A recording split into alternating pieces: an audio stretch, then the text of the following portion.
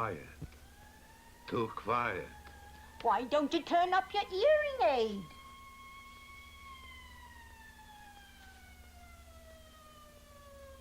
It's noisy. Too noisy.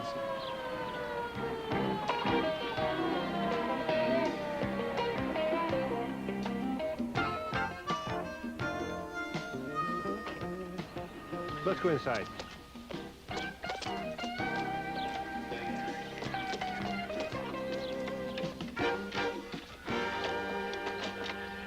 Oh, sweetheart, we've been together for 60 years.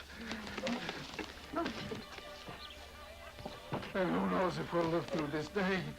There's one thing I have to know. Was I the only one you ever slept with? Of course you were, darling. Oh, that's nice.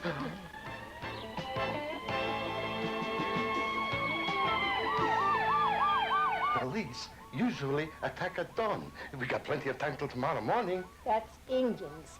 Indians usually attack at dawn. Please don't care what time it is.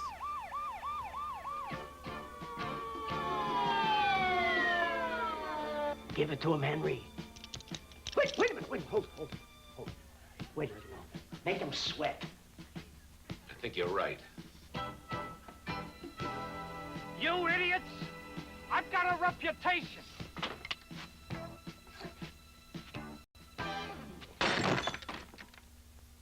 You'll never take us alive, Capes! And why didn't you leave the window open? That's not the way John Wayne would have done it.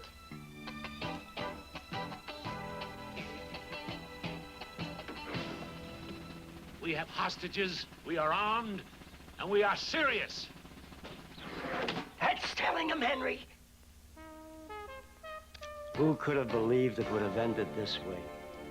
We were living a contented life here at Mapleview, minding our own business, growing old gracefully. And aging does have its compensations. We found out that all the things we couldn't have when we were young, we didn't want anymore. Who could afford it? Every morning while everyone else was still asleep, I liked to roam around, see what was happening. They all thought I was an invalid, and I liked to keep up the pretense. Listen, as long as it didn't bother anyone, what could it hurt, right? There were 45 of us at Mapleview House. One big, happy, and sometimes horny family. Did I say sometimes? My best friend then and now was Henry, a man with an insatiable lust for life. Nobody could satiable like Henry. He kept his weight the same for years. Instead of breakfast, he had a far more interesting way to spend the hour between 8 and 9, doing push-ups. One day he did 10 in a row.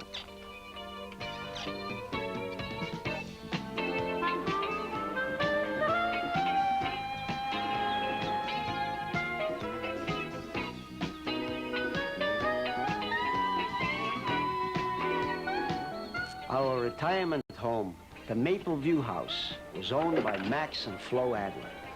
That's Max.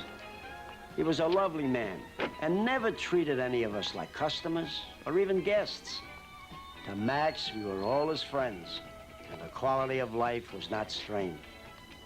Everything about our relationship with Max was perfect, but he did have one teensy little problem. Max was one of those unfortunate human beings who put his trust in thoroughbreds. He didn't smoke, he didn't drink, he didn't run around on Flo. But you have to have some vice or life gets dull, right? Max's vice was horse racing. And one day he found a sure way to beat the first 3 races. He didn't show up until the 4th. The last horse he bet on was so slow he kept a diary of the trip.